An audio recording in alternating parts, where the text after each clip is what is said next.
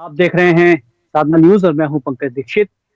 चुनाव की तैयारियां शुरू हो गई हैं। नवंबर में चुनाव हैं और सभी पार्टियां चाहती हैं कि आम आदमी से रूबरू हों। अपनी जो बात है, अपने जो वादे हैं वो आम जनता तक पहुंचा पाएं। आम जनता भी इंतजार करती है कि चुनाव के वक्त नेतागण उनके बीच में आकर क्या कहते हैं या उनसे कैसा संवाद स्थापित करना चाहते हैं। खास बात यह है कि जो नेता है वो अपने वादों में घोषणाओं का जिक्र जरूर करता है, वादे जरूर करता है कि वो जब जीत जाएगा तो इस तरह से वो अपनी बात कहेगा या इस तरह के काम आम जनता के लिए करेगा। ऐसे में कई बार ये होता है कि उसे मुफ्त की योजनाएं भी शामिल करनी पड़ती है कि यदि वो जीत जाएगा, यदि कोई सरकार आ जाएगी तो वो इतना मुफ्त अनाज देगी, इतना मुफ्त पानी देगी, बिजली देगी और भी कई तरह की चीजें होती हैं जो मुफ्त जो है दी जाती हैं। सवाल ये उठता है कि आम जनता को मुफ्त की घोषणाएं करना या वादों में मुफ्त की योजनाएं लाना सरकार की या पार्टी की मजबूरी है या जरूरी है। इस पर बातचीत करने के लिए हमारे साथ मौजूद हैं भाजपा से प्रवक्ता शाहवर आलम खान जी। शाहवर साहब, बहुत स्वागत करते हैं हम आपका। हमारे साथ में मौजूद हैं मंजूर बेग जो अध्यक्ष हैं सर्वधर्म के। आपका भी बहुत स्वागत करते हैं मंजूर बेग साहब। और हमारे साथ में महावीर मंडलोई जी हैं जो आप पार्टी के नेता हैं। मनोज जी, आपका भी बहुत स्वागत करते हैं। नमस्ते जी। जी, सबसे पहले शुरुआत करते चाहेंगे शाहवर साहब आपसे कि आखिर पार्टियां अपनी योजनाओं में मुफ्त की चीजें शामिल क्यों करती हैं? क्या पार्टियों की मजबूरी है या वाकई ये जरूरी होता है कि आम जनता को कुछ मुफ्त दिया जाए ताकि वो आपकी बात को सुन सके? क्या जरूरी है? नहीं, देखिए, बात मुफ्त की नहीं है, बात है जनता की जरूरत जी। और ये जो मुफ्त का राशन की बात जब चली थी तो हमारा देश जब कोविड से जूझ रहा था तो सुविधा के लिए प्रधानमंत्री जी के द्वारा और राज्य की सरकार के द्वारा उनको अनाज दिया गया जो अभी भी दिया जाता है। जी। बात है दरअसल भारत को समृद्ध बनाने की और भारत को विकसित राष्ट्रों की श्रेणी में खड़ा करने के लिए, और उसी पर जो है भारतीय जनता पार्टी काम कर रही है और नरेंद्र मोदी जी काम कर रहे हैं। और राज्य की जो सरकारें हैं वो भी अपने आप को आदर्श प्रदेश बनाने के लिए काम कर रही है। चाहे वो गरीब कल्याण के लिए कार्य हो, चाहे वो वर्गों के लिए कार्य हो, महिलाओं के लिए हो, किसानों के लिए हो, युवाओं के लिए हो, हर वर्ग के लिए भारतीय जनता पार्टी की सरकार काम कर रही है और सीधे उनको लाभ पहुंचाया जा रहा है। अगर मैं लाडली लक्ष्मी योजना की बात करूं तो 44 लाख जो है भांजियों को इसका लाभ मिला और ये प्रमाणित हुआ। अब बहनों को जो है कहीं घर में परेशानियां होती थी तो उसके लिए भी जो है 8,000 करोड़ का जो है बजट में प्रावधान किया गया और 10 जुलाई को उनके खाते में 1,000 रुपया डाला गया ताकि बहनें जो हैं अगर घर में कहीं कोई संकट आता है तो उसके लिए प्रदेश की सरकार जो है शिवराज जी की उनको सहयोग कर रही है। और ये 1,000 रुपये नहीं रहने वाला, ये राशि जो है धीरे धीरे 250 रुपये के हिसाब से बढ़ाते बढ़ाते ये राशि 3,000 तक पहुंचेगी। अब इसको आप प्रलोभन ना समझें, ये केवल जरूरत है और हम चाहते हैं कि हर जरूरत का, हर मतदाता का जरूरत का ख्याल रखा जाए, ये सरकार का दायित्व है। और इसी प्रकार से हमने नौकरियों की बात करी। अगर मैं बिजली की बात करूं तो बिजली के बिलों का भी मामला ऐसा है कि 5,000 हार्स पावर का जो बिल आता था किसान भाइयों का, वो लगभग आता था 5400 कुछ रुपए का। उसको घटाकर की जो सब्सिडी की गई है तो किसान भाइयों के लिए बिजली का भी जो है उसमें प्रावधान हो गया तो उनको बिजली भी जो है सस्ती मिलेगी। इसी प्रकार से 100 यूनिट की बिजली जो है 612 रुपए करीब की पड़ती है, उसको भी जो है हमने 500 कुछ रुपए कर दिया है। तो सरकार जो है हर वर्ग का ध्यान रख रही है और उसी पर काम कर रही है। तो शाहवर साहब, ऐसे में क्या बुराई है कि यदि दूसरी पार्टियां जैसे कांग्रेस की हम बात करें, जैसे शिवराज सरकार ने कहा, आपकी सरकार ने कहा कि 1,000 रुपए वो लाली बहना को देंगे, ऐसे में कांग्रेस में कमलनाथ जी ने प्रेस कॉन्फ्रेंस लेकर ये कहा कि हम 1,500 रुपए देंगे। तो मुझे लगता है कि वो बुराई भी नहीं है अगर वो कहते हैं। तो आपको लगता है कि वो बुरा है या गलत? देखिए, कमलनाथ जी का ऐसा कहना है कि सरकार जो है वो घाटे में है और लोन लिया, करोड़ों के लोन लिए जा रहे हैं। तो ये किस प्रकार से ये बात करते हैं कि हम 1,500 देंगे? अरे भाई, ये तो केवल घोषणा, और ये घोषणा पत्र जो उन्होंने निकाला था उसमें कितनी घोषणाएं उन्होंने पूरी कर दी थी वो देखी जाए। तो अब जो सरकार देख रही, जो कर रही, जो प्रमाणित है, जनता उस पर विश्वास करेगी या केवल घोषणाओं पर विश्वास करेगी? जी, सवाल यही है कि वादे जो है वो आम जनता जो हो रहा है वो उस पर विश्वास करती है या वादों पर विश्वास करती है। मंजूर बेग साहब, आपको क्या लगता है वादे कितने जरूरी हैं आम आदमी या जो जो सरकार की है उनके जो घोषणाएं होती हैं या जो पत्र बनते हैं उनके घोषणाएं बनती हैं उसमें उसमें वादे किए जाते हैं और मुफ्त की योजनाएं भी शामिल की जाती हैं। सवाल ये उठता है कि क्या मुफ्त की योजनाओं के बिना घोषणा पत्र पूरे नहीं हो सकते?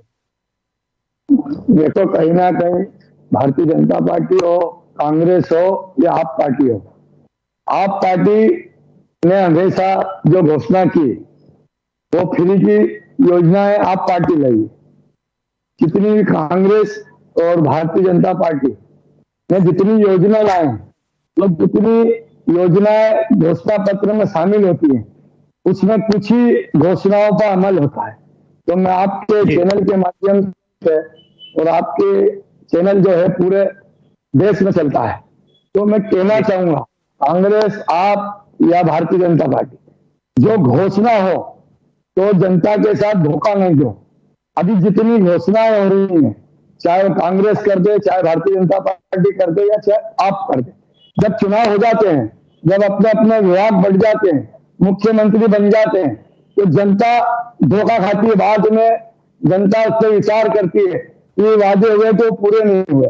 तो कहीं ना कहीं पार्टी जो भी है, जो संगठन है, इसको मजबूती के साथ, पूरी मजबूती के साथ जो घोषणा पत्र निकले उस पर अमल होना चाहिए। चाहे वो किसान की हो, चाहे गरीब की हो, चाहे महिला की हो, चाहे गैस की टंकी कम पैसे में देने की बात हो, या जो भी अपन किसानों की योजना देते हैं, ये बिजली फ्री देंगे, बिजली इतना हाउस पर फ्री देंगे, ये व्यवस्था होती नहीं है। क्योंकि कहीं ना कहीं सरकार को बदनाम करने के लिए जो सरकारी कंपनियां बैठी है, आज बिजली के नाम पर कितने धोखे हुए।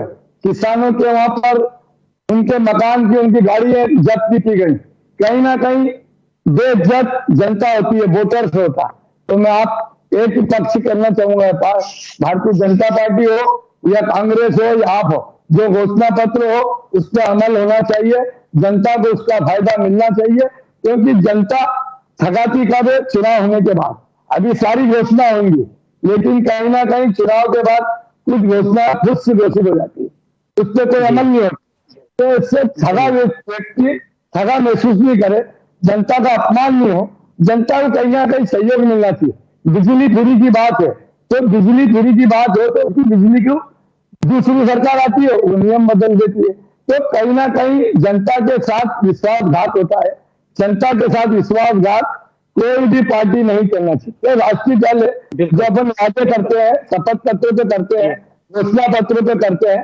हम भी कई संगठनों में रहे, बड़े बड़े पद पे मैं भी रहा हूं, लेकिन कहीं ना कहीं झूठा जब साबित होता है, उससे धोखा जनता को लगता है तो बड़ा दुख होता है। जनता ठगाव महसूस करती है। महावीर मंडलोई साहब, क्या जरूरी है कि वादे किए जाएं घोषणाओं में और योजनाएं मुफ्त की लाई जाएं? सरकार यदि है, हम किसी एक सरकार की बात नहीं कर रहे, कमलनाथ जी की सरकार भी थी, इस वक्त शिवराज जी की सरकार है और चुनाव होने वाले हैं। तो जब घोषणाएं होती हैं तो क्या जरूरी है कि भविष्य के वादे उसमें शामिल किए जाएं? जो किया है उससे संतुष्ट क्यों नहीं होती जनता? सर, चुनाव में जो वादे किए जाते हैं, वैसे लोक कल्याणकारी जो योजना है उसके वादे होना भी चाहिए। जनता के लिए ये योजनाएं जरूरी होती है। और रहा आपका प्रश्न कि योजनाएं देने से प्रलोभन या इस टाइप से रहता है, ये कुछ नहीं है, जनता का अधिकार है। दूसरा रहा, सर ने जो बताया कि हमें जो वादे करते हुए पूरे करना चाहिए, जनता के साथ धोखा नहीं होना चाहिए, कोई भी पार्टी हो। तो इसीलिए आम आदमी पार्टी ने जो दिल्ली और पंजाब में जो वादे किए थे उसको एक गारंटी के रूप में रखा था कि हम ये गारंटी देते हैं कि ये काम करेंगे। और लगभग आम आदमी पार्टी की सरकार ने लगभग पूरे वादे किए, जिसमें शिक्षा, स्वास्थ्य, पानी, बिजली और भी कल्याणकारी जो महिलाओं के लिए योजनाएं थी वो करी है। तो ऐसे हर सरकार को वो कार्य करना चाहिए जो जनता से वादा करता है, क्योंकि जनता उसी वादे पे आपको वोट देती है। दूसरी, जो आज तक जो सरकारें थी मध्य प्रदेश में, भाजपा और कांग्रेस से बारी बारी से शासन किया है, उन्होंने जनता से वादे जरूर किए, लेकिन वो पूर्णतः वादे पूरे नहीं कर पाए। इसलिए जनता ने कभी कभी इनको ठगा महसूस करा है। इस कारण आज ये स्थिति है कि जनता विश्वास नहीं कर रही है। लाडली लक्ष्मी योजना भाजपा लाई है। मैं इस पक्ष में हूं कि जनता को उसका अधिकार और जो हमारे मौलिक अधिकार में कुछ सुविधाएं और जन कल्याण योजना होनी चाहिए, लेकिन आज आप लाए हैं चुनाव के पहले, तो कहीं ना कहीं ये लगता है कि आपकी नियत में ऐसा है कि प्रलोभन देके आप चुनाव नहीं। लाडली लक्ष्मी बाई की योजना आप यह लाए हैं, ये लाडली बहना वाली, ये पुरानी योजना सर नहीं है। ये अभी आप जो डायरेक्ट बैंक खाते में दे रहे हैं, ये तो नई योजना, इसको समझ लें। इसका प्रारूप हो सकता है, हाँ जो भी हो। मैं सॉरी, मैं वो लाडली बहना की बात कर रहा हूँ। तो जन कल्याण की योजना होना चाहिए, क्यों कि कहीं ना कहीं अगर हर व्यक्ति टैक्स देता है और उस टैक्स का हर व्यक्ति को मिलना चाहिए। विदेशों में भी सारी सरकारें सुविधाएं देती है। और दूसरी चीज ये है कि हम अगर हमारे नेता लोग हर प्रकार की सुविधाएं, बिजली हो, हर प्रकार की परिवहन की उनको सुविधाएं मिलती है, प्रशासनिक लोगों को सारी सिक्योरिटी मिलती है, तो आम जनता को क्यों नहीं मिलती? जब आम जनता की बात आती है तो सभी लोग इस चीज का ऑब्जेक्शन करते हैं। और इसके पहले भी जब आम आदमी की सरकार ये लाई थी योजनाएं जन कल्याण, जब हमारे भाजपा के नेताओं ने और सिरस्थ लोगों ने बोला था कि ये रेवड़ी बांट रहे हैं और कहीं ना कहीं इससे हमारे देश का नुकसान होगा, जैसे श्रीलंका रेसो। आज उसी राह पे भाजपा और कांग्रेस चल रही है, तो कहीं ना कहीं जन कल्याण की योजना अच्छी है, मैं इसका पूर्णतः सपोर्ट करता हूँ। चलिए, अच्छी बात है। शाहबाज आलम साहब, जन कल्याणकारी योजनाएं जो है अच्छी है और ये आम आदमी का हक है, लेकिन कई बार आपको लगता है कि आप कोई एक पक्ष जो है वो घोषणाएं कर रहा है, दूसरा पक्ष आकर बड़ी घोषणाएं कर देता है, आम आदमी इसमें गुमराह हो जाता है। कई बार जनता गुमराह हो जाती है, वोटर्स गुमराह हो जाते हैं। देखिए, जनता को गुमराह करने का काम पूर्व की सरकार जो 15 महीने चली थी उसने किया था। वो गुमराह किसे किया था मैं आपको बता दूं कि कमलनाथ जी ने और राहुल गांधी जी ने ये कहा था कि 2 लाख तक का किसान का कर्जा माफ किया जाएगा। इन्होंने कर्जा माफ किया और ये कहते हैं हमने 27 लाख का कर्जा माफ किया था और विधानसभा में हमने क्वेश्चन किया, ये किया। लेकिन सच्चाई ये थी कि कर्जा जो माफ हुआ था वो 10,000 से लेकर 20,000 और 50,000 तक का कर्जा माफ हुआ था। 2 लाख तक का किसान का कर्जा माफ नहीं हुआ था और वो किसान हमेशा भ्रम में रहे और उसकी सूची बनी। 11,20,000 किसान ऐसे पाए गए जो डिफॉल्टर थे, जिसका पिछली अभी कुछ ही दिनों पहले शिवराज जी ने उनका ब्याज माफ किया है। वो 11,20,000 थे। तो घोषणाएं करना अपनी जगह है, लेकिन उस पर अमल करना जो है वो हर किसी के बस की बात नहीं होती। जो भारतीय जनता पार्टी जो वादा करती है, जो घोषणा करती है, उसे पूरा करती है। अगर मैं सड़कों की बात करूं तो सड़कें आप पिछली सरकारों में देख लीजिए। सरकार 2003 में हमको मिली थी, उसमें जगह जगह सड़कों पर गड्ढे थे और बिजली बिल्कुल नहीं थी, आपको याद होगा। हम बिजली से आज भरपूर हो गए हैं। सड़कों का निर्माण हुआ, फ्लाईओवर का निर्माण हुआ, कई ब्रिज पुल पुलियां बनाए गए, ये लोगों को साफ दिख रहा है। तो भारतीय जनता पार्टी जो है वो हर वर्ग के लिए काम करती है, शिक्षा के लिए काम कर रही है, स्वास्थ्य के लिए काम कर रही है, किसानों के लिए काम कर रही है, महिलाओं के लिए काम कर रही है, और ये काम दिख रहा है। और इसीलिए जो भी चुनाव होते हैं, उपचुनाव होते हैं, उसमें भारतीय जनता पार्टी की विजय होती है। अगर मैं बात करूं 28 चुनाव की जो सरकार गिरने के बाद उपचुनाव हुए थे, उसमें 22 विधानसभा भारतीय जनता पार्टी जीती थी। अगर मैं नगर निगम, नगर पालिका, नगर परिषदों की बात करूं तो 72% हमारे पार्षद जीत के आए थे। अब लोग कहते हैं कि साहब आप महापौर में कम क्यों हो गए, आपने जो है 17 में से 11 ही जीत पाए। तो हम 11 जीत पाए, 9 भले हार गए हो, लेकिन वहां पे हमारे नगर अध्यक्ष बने क्योंकि पार्षदों की संख्या हमारी वहां जीती। तो जनता ने पार्षदों को पसंद किया और महापौर के जो प्रत्याशी थे वो हमारे, शायद जनता उन्हें पसंद नहीं कर पाई, लेकिन बहुमत भारतीय जनता पार्टी को मिला और नगर की जो परिषदें हैं, नगर अध्यक्ष हैं, वो भारतीय जनता पार्टी के ही हैं सभी जिलों में। शाहबाज साहब, एक बहुत सामान्य सा सवाल उठता है। आपने शुरुआत की थी कि कमलनाथ सरकार आई और उसने वादे पूरे नहीं किए। सवाल ये उठता है कि वादे वो पूरे क्यों नहीं कर पाई? तब जब शिवराज सरकार जो है वो आपकी सरकार है, वो बाकायदा लाडली बहना योजना भी लागू कर रही है, उससे पैसा भी पहुंच गए हैं। तो पैसा तो था सरकार के पास में, या फिर ऋण लिया जो भी है, तो कमलनाथ सरकार क्यों नहीं कर पाई? क्या वो ऋण नहीं ले पाई उस वक्त? क्या, क्योंकि हर सरकार चाहती है कि वो अपने वादे पूरा करे। नहीं, उस समय में क्या था, सबसे ज्यादा बड़ी जो चिंता थी उनको वो थी ट्रांसफर पोस्टिंग की। तो 56,000 ट्रांसफर उस समय किए गए थे और एक व्यक्ति के 7 मरतबा ट्रांसफर किए गए, ये भी रिकॉर्ड पर है। और जो वादे उन्होंने किए थे जनता से वो पूरा नहीं कर पाया और आपस में ही जो है विधायक और मंत्रियों की जो है कमलनाथ जी सुन नहीं पा रहे थे, जिसकी वजह से जो है विधायक मंत्री नाराज भी हुए और सरकार को जो है आज उन्हीं के लोगों के कारण सरकार गिरी और भारतीय जनता पार्टी में वो लोग शामिल हुए। तो कहीं ना कहीं ये उन्हीं की खामियां थी, इसमें भारतीय जनता पार्टी का कोई लेना देना नहीं था। जी, चलिए मंजूर बेग साहब आपको आप भी चूंकि लंबा समय आपको एक राजनीतिक रूप में भी हो गया है, सामाजिक कार्यकर्ता के रूप में भी आप काम कर रहे हैं, आपको लगता है कि सरकार वादे करती है और वादे कई बार पूरे नहीं हो पाते हैं, और खासतौर पर वही वादे पूरे नहीं हो पाते जिसका संबंध आर्थिक होता है, पैसों से होता है, खजाने में पैसों की कमी के कारण होता है या कोई और कारण मानते हैं आप? नहीं, देखो खजाना में सरकार जब बैठती है तो खजाना तो भर ही जाता है, कहीं ना कहीं से खजाने में कोई कमी नहीं रहती है।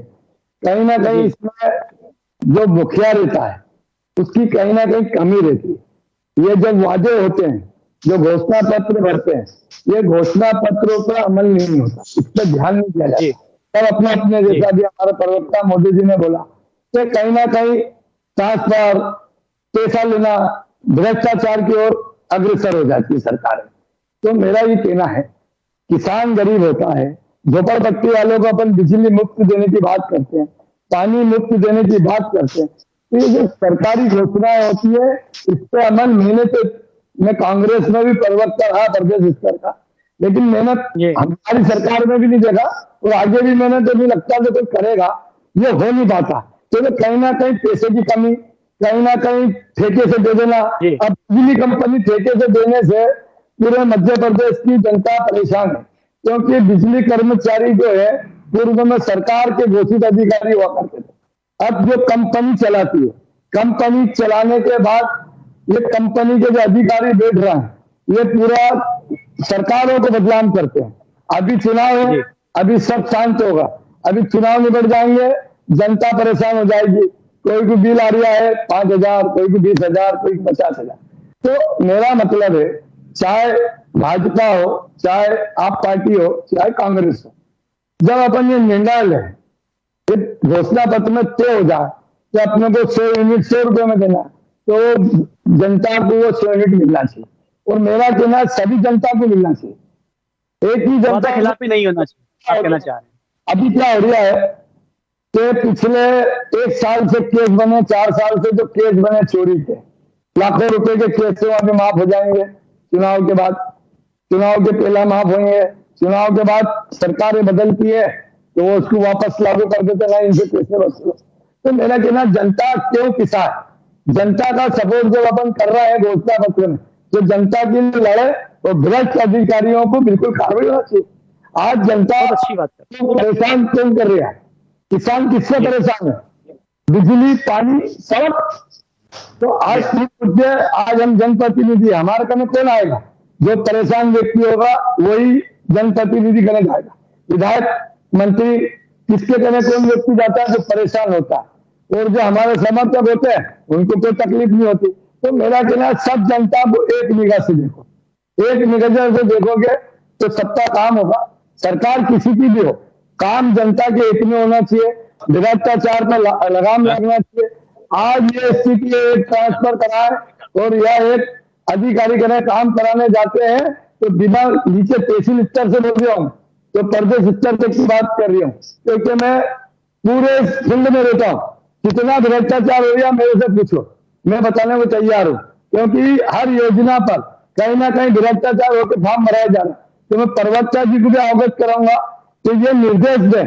मैंने माननीय मुख्यमंत्री जी को भी चिट्ठी लिखी है इसमें, कि जो ये योजना चालू हुई है इसमें भी कहीं जातिवाद, कहीं ना कहीं ये मेरा समर्थक है तो कहीं फॉर्म भरा रहा है, कहीं नहीं भरा रहा। जहाँ नहीं भराते वो कांग्रेस भर रही है, बीजेपी नहीं भरेगी तो कांग्रेस भर रही है, कांग्रेस नहीं भरती है तो बीजेपी भरती है। तो मेरा कहना है, जो योजना है उसको लाभ सबका मिलना चाहिए। वोट देने का अधिकार वोटर का, वो वोट किसको देगा ये उसकी मंशा, ये उसका अधिकार है जिसको वोट दे। बहुत अच्छा सवाल उठाया आपने। नहीं, मैं मंजूर जी की बात का बिल्कुल समर्थन नहीं करता। शिवराज जी की सरकार में लोक सेवा केंद्रों में चले जाइए आप, वहां से खसरा खसोनी से लेकर जमीनों के कार्य जो बड़ी मुश्किल से होते थे, उनमें अगर 10 रुपए भी कोई रिश्वत लेता हो और अगर कोई शिकायत करता है किसी अधिकारी की, वो प्रमाणित होता तो उस पर कार्रवाई की जाती। तो भ्रष्टाचार का मामला तो शुरू हुआ है, इस बात की गारंटी है। आप कहा, और सुनिए, योजनाओं की अगर आप बात करते हैं तो कोई भेदभाव नहीं होता योजनाओं में। क्या आयुष्मान कार्ड देख देख के बनाए गए हैं? क्या प्रधानमंत्री आवास देखकर बनाए गए हैं, लोगों को दिए जा रहे हैं? जो सरकार की योजनाएं हैं उसका लाभ हर वर्ग को मिल रहा है, इसमें कोई भेदभाव नहीं है। कहीं ना कहीं भेदभाव बहुत है, कहाँ है मुझे बताइए ना, आप कहाँ है? आपको चिट्ठी लिखते हैं, आज तक कार्रवाई नहीं होती। कोई चिट्ठी क्या मंत्री जो हमारा मंत्री को चिट्ठी देते हैं, कोई कार्रवाई नहीं हो रही, तो कार्रवाई होना चाहिए भाई। आज हम भी सिंधिया जी के साथ है, सिंधिया जी के साथ हम भी भाजपा में आए, ठीक है, हम भी भाजपा में शामिल, लेकिन कहीं ना कहीं भ्रष्टाचार प्रवक्ता जी हो रहा है, इसको संगठन हो रहा भ्रष्टाचार बताइए ना, आप शिकायत कीजिए, कार्रवाई करवाएंगे। कहाँ भ्रष्टाचार हो रहा है? सर मैं जितने बोलो मेरे को, आप बोलो मैं उसकी चिट्ठी भेज दूं और सबूत के साथ चिट्ठी भेजूं, बिल्कुल भेजिए शिकायत। ये जो आरोपबाजी होती है ना, ये सत्यता के साथ अगर बात की जाए तो ठीक रहता है।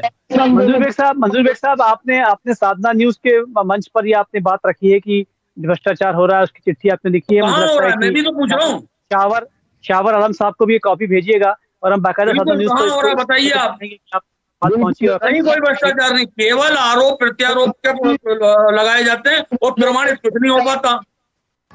हम आगे बढ़ते हैं। हमारा विषय जो था मंजूर बेग साहब यही है। और महावीर मंडलोई साहब, आपसे जानना चाहेंगे कि जो बातचीत हो रही थी, निश्चित रूप से भ्रष्टाचार एक बहुत बड़ा मुद्दा है। क्या कारण है कि पार्टियां वादे करती है लेकिन वादे पूरे नहीं कर पाती है? क्योंकि मसला आ जाता है आर्थिक का, पैसा खत्म हो जाता है। क्या लगता है आपको भ्रष्टाचार इसमें एक महत्वपूर्ण पहलू है, अहम पहलू है? सर, भ्रष्टाचार तो बहुत बड़ा पहलू है और भ्रष्टाचार के कारण ही आज हमारी भारत की और मध्य प्रदेश की स्थिति है। मध्य प्रदेश में आज जो कर्ज के बोझ तले हम डले हुए हैं, उसका कारण ही है कि भ्रष्टाचार के कारण ही आज इतना बड़ा कर्ज हुआ है।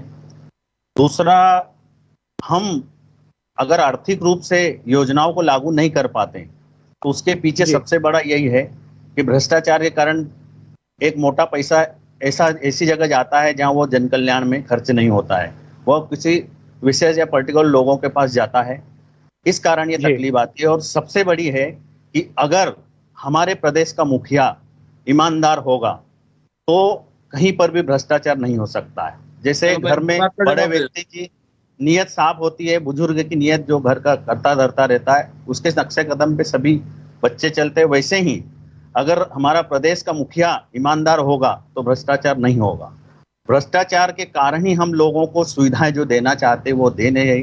हमारे मित्र भाजपा के जो बता रहे हैं कि ये समस्याएं, आज महंगाई से इतनी बड़ी समस्या है। और बिजली की बात करते हैं, आज बिजली के बिल 2 से 2,500 हजार। अरे पंजाब में बिजली के बिल कम कराइए आप।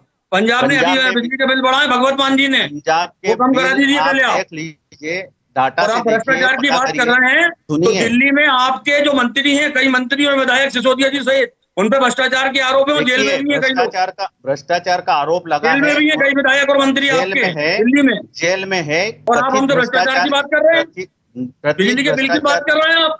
पंजाब में कम कराइए आप बिजली के बिल। पंजाब में बिजली के बिल 15 दिन पहले बढ़ाए, 80% बिल बिजली के 15 दिन पहले ही बढ़ाए हैं भगवत मान जी ने। बिजली बिल बढ़ने का उन लोगों का बड़ा है जिन पे बिजली बिल आ रहे हैं, जिनके बिजली बिल फ्री हैं, उनके आज भी 0 बिजली बिल आ रहा है। क्या वादा था आपका पंजाब में कि बिजली के बिल बढ़ाएंगे आप? नहीं बढ़ाने, हमने जिन लोगों को बिजली फ्री करी है उन लोगों को बिजली के बिल 0 आ रहे हैं।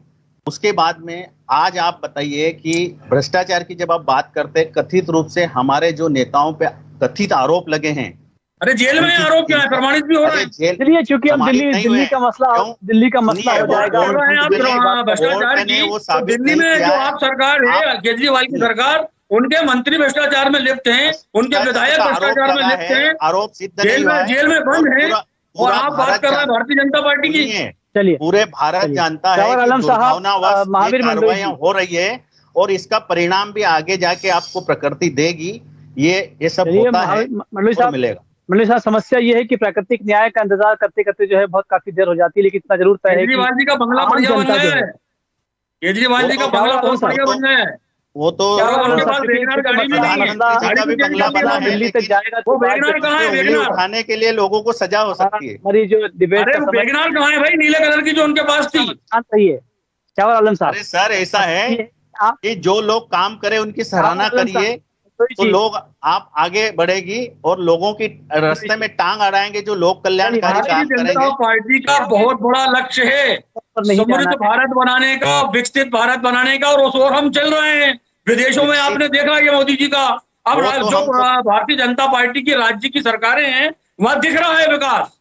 देखो विकास तो दिख रहा है, लेकिन चूंकि समय की अपनी मर्यादा है मंडोई जी, शाह आलम साहब, समय की अपनी मर्यादा है। बहरहाल आपसे बातचीत हुई, लेकिन अहम मुद्दा यही है कि आम जनता को जो वादे किए जाते हैं वो वादे पूरे क्यों नहीं हो पाते हैं।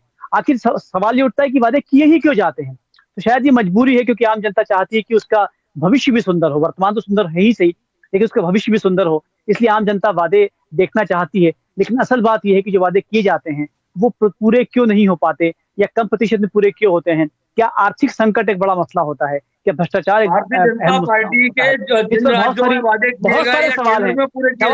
आलम साहब बहुत सारे सवाल हैं, इस पर हम लगातार बातचीत करेंगे, लेकिन इस वक्त जो है क्योंकि समय की अपनी मर्यादा है। बहुत सारा धन्यवाद हमसे बातचीत करने के लिए। आप देखते रहिए साधना न्यूज़ मध्य प्रदेश। नमस्कार।